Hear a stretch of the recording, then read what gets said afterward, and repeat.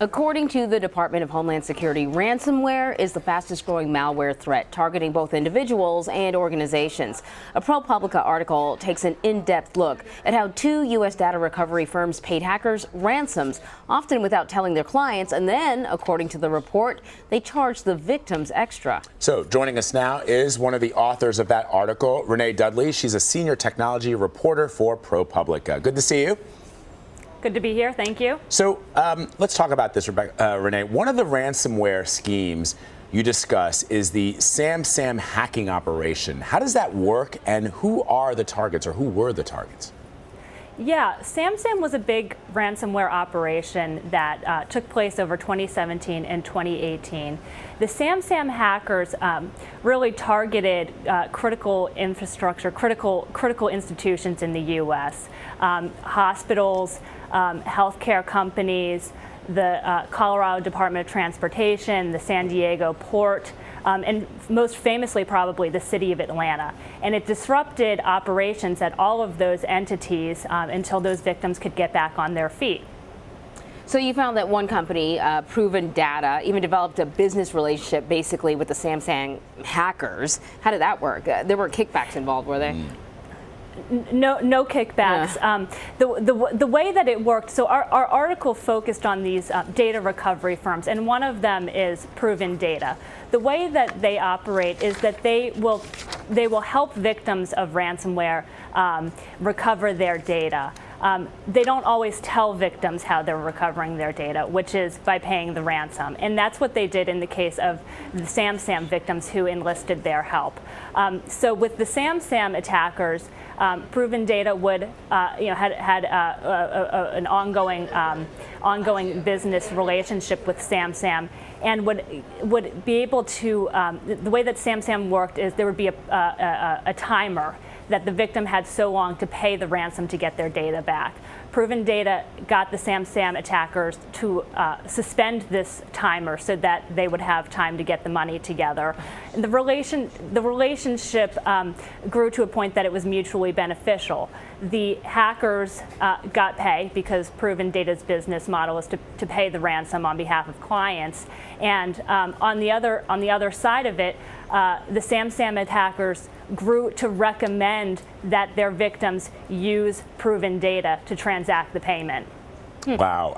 And some of the things that you and Jeff Cow, who wrote the article with you, Renee, uncovered are the fact that some of the ransom that was paid to hackers was ultimately, can be, and perhaps was used to fund criminal activity, even possibly terrorism. So what kind of legal jeopardy does that put those companies that pay for ransoms in?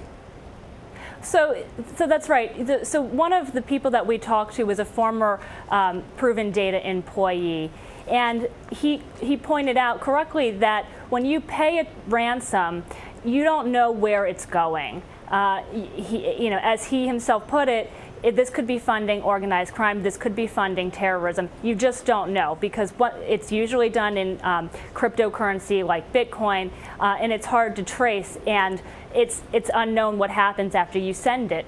While it's hard to trace and anonymous, ProPublica, with the help of a Bitcoin tracing firm called Chainalysis, actually was able to trace 4 of those payments that Proven Data made to SamSam, and we traced them all the way to Iran. To 2 online Bitcoin wallets that the U.S. Treasury Department said were connected with those Iranian hackers who were indicted by the Justice Department in November.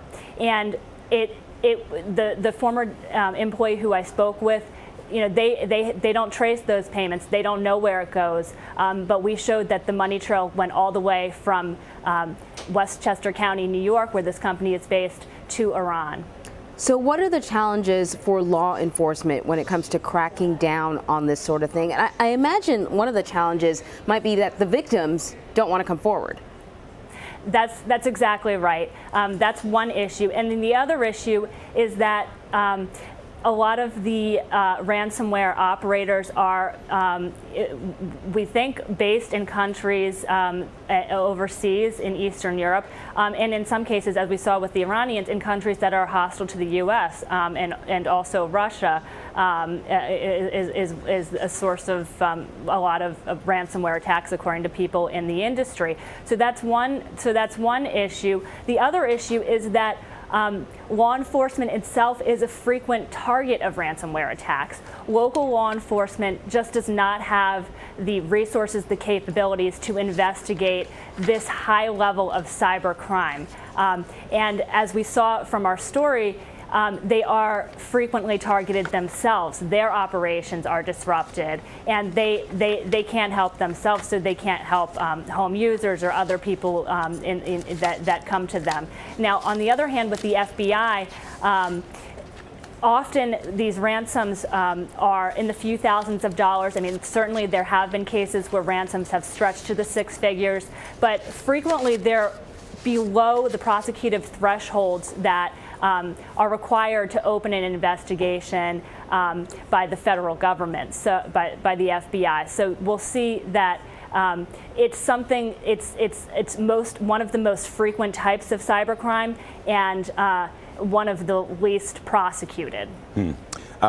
Renee Dudley, you and Jeff Cow wrote this really interesting article on ProPublica, and I note also that you have a separate sort of ask to the wider public at large if an organization has been hit by ransomware, that they should reach out to you and Jeff. I urge everybody to check out the piece, and hopefully by hearing what you had to report today on our air, they'll also reach out to you. Thank you very much for being with us.